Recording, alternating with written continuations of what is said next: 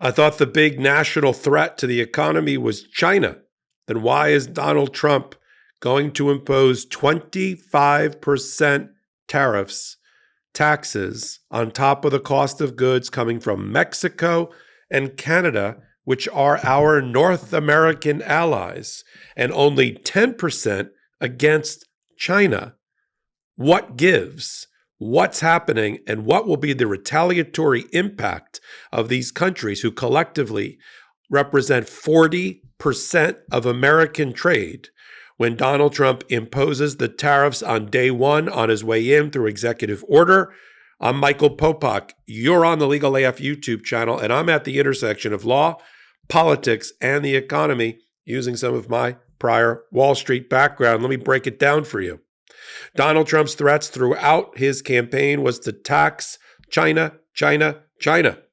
But now it looks like all he's going to try to do is test the will of Canada and Mexico, which are our partners, because he wants help, allegedly, with his immigration policy. Now, there's a big difference between Mexico and the United States. Mexico elected a former economist who has a doctorate to run their country, Claudia Sheinbaum, and even though she's a leftist, she's already fired back at Donald Trump and said, over our dead body, you're going to cause the inflation and you're going to cause logistical supply chain disruption that is going to be worse than COVID if you try to do this. Canada and Trudeau have warned the same thing, and China already sees this almost like an act of war. Now, I thought the reason that people voted for Donald Trump, or at least the reason he tells the electorate that they voted for him, was in part for the economy.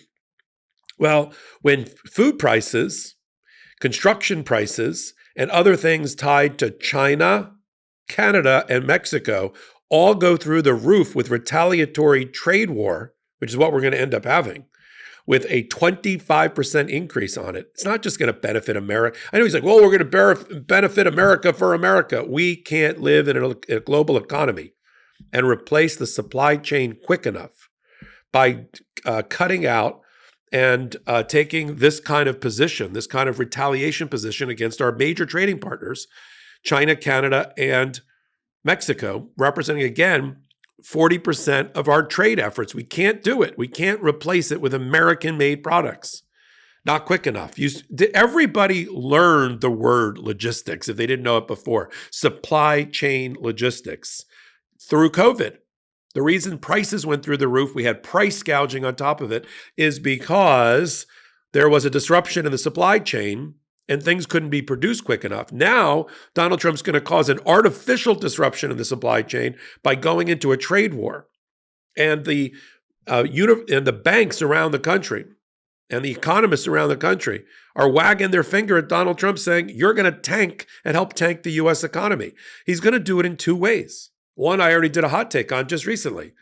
If you get rid of the 11 million undocumented in America, that's going to ravage 40% of certain industries that are important to Americans. 40% of our food supply comes through, let's face it, undocumented people from other countries. They're the ones that are picking the fruit, working 18, 20 hours a day, food supply, working in factories, slaughtering the chickens and the pigs. Those are undocumented, 40%. The construction industry is 40% undocumented workers, primarily from Mexico and Latin America. What do you think that's going to do to the price of your apartment, the rental price, the price of your new construction or the building? It's going to, according to one Texas construction company owner, who's a Republican, it will ground Texas' economy to a halt because he won't be able to find enough skilled workers to work in construction. Same thing here. Now, that's on the labor side. On the supply chain side, why don't we just destroy our relationships with our three major trading partners all at the same time that you try to get rid of the undocumented? And then let's do an experiment. Let's see what that does simultaneously to the economy. How about we don't do all of that? And Donald Trump's not even going to try to put it through a congressional law to impose these tariffs. No. That would lead to public hearings and public firestorms. And if there weren't shows like this one and on the Midas Touch Network, people wouldn't know about it. He's going to do it with a stroke of his pen, that little black Sharpie pen of his. And he's going to try to impose these tariffs unilaterally through executive action using the International Economic Emergency Powers Act, a little known act called the IEEPA. Yeah? But he's got to do it properly. And this is where the lawsuits being filed by Democrats and public interest groups are going to bring Donald Trump to his knees, because this is not a proper application of the IEEPA. And he's not going to replace it with proper legislation. And this is going to be seen as an overreach, an unconstitutional overreach by the president, ultimately. But in the meantime, he's already entered the trade war. And who did he put in his cabinet, his nominees, not yet confirmed yet, for Treasury and Commerce? Two people that have drunk the Kool-Aid about tariffs, two tariff hawks. Yeah, Scott Bessent, who's going to be the Treasury Secretary, who used to be a Democrat, by the way, used to be relatively moderate. He's gone goo goo gaga for the tariff war that Donald Trump wants to wage. And Howard Lutnick at Cantor Fitzgerald got the commerce job, and he, even though none of his business and trading platforms rely on any kind of tariff or economic policy that way, he's MAGA. Let's impose tariffs everywhere. He's going to be the trade tariff point person for Donald Trump. And that is what's scaring the hell out of international markets and international economists, who have all already done their outline of what's going to happen next. If Donald Trump thought these other countries were going to roll over for him, part of penning in and fencing in Donald Trump's is going to be our allies who are going to fire back to make him pay a political cost. Unfortunately, we're going to pay an economic cost. If people voted for Donald Trump because he thought he was going to preserve the food supply chain, the construction chain for housing, and not lead to higher prices, forget it. Estimates are that if he goes through with his 11 million undocumented people and the impact on the economy, prices are going to go up 3 to 4% in the first year or two. Higher, not lower than they are right now, higher. Rent, add another 10 to 15% onto your rent because of construction and capital costs related to the housing industry. This is what Donald Trump thinks his mandate is, a mandate where he barely squeaked by with the third lowest popular vote in the history of America and barely got enough electoral college votes. He thinks he's got a mandate to shove this economic policy, which he's never implemented before, which economists are telling him don't do it, especially simultaneously.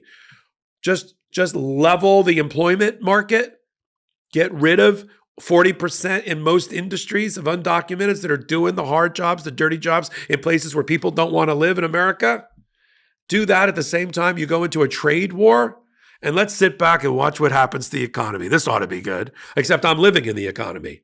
And Donald Trump doesn't care about your personal economy, right? How you balance your checkbook, how you take care of an ill mother or grandmother while trying to get proper education and preschool care for your child, while you're trying to pay the rent, while you're trying to go to your food stores and buy basic necessities that you need in order to survive and to have dignity while doing it. Good luck. Good luck wait till you see the Trump economy that I've just outlined. And he's going forward with these things because there's not going to be any deliberative thought process. There's not going to be any calm, cool reflection by a legislative body. He's going to crank out these executive orders, sign them, right? He's being pushed to do it by the Heritage Foundation, Project 2025, all of the no free traders, the tariff hawks, and they don't have any economic modeling to show this is going to work. In fact, every major economist is telling them not to do it. But Donald Trump, right, thinks he's Superman, buys into all those memes of him wearing superhero costumes. I want to see the model, the economic model they're using to see what happens when they rip away 40% of the labor pool. At the same time, they go into a trade war representing 40% of our trade economy. Let's see what happens. If this was a video game, you would instantly see that this strategy was not working. Right? If the economy was a video game like Madden football, but it's not. It's your life. And what can you do about it? You can do a lot about it. Get informed. That's why you're here. Take a minute, hit the button. Free subscribe. Continue to build our pro-democracy channel here. I'll give it to you straight. I won't blow smoke or sunshine. I'll use every ounce of my abilities and my analytics and my background and my training to teach you what you need to know, giving you my educated opinion about these types of issues at the intersection of law and politics. Do the same thing on the Midas Touch Network. Hit the free subscribe button there as well. And then in addition to all of that, we will together try to resolve these issues. Until my next hot take here on the Legal AF YouTube channel, I'm Michael Popok, and I am reporting. In collaboration with the Midas Touch Network, we just launched the Legal AF YouTube channel. Help us build this pro-democracy channel where I'll be curating the top stories at the intersection of law and politics. Go to YouTube now and free subscribe at Legal AF MTN. That's at Legal AF MTN.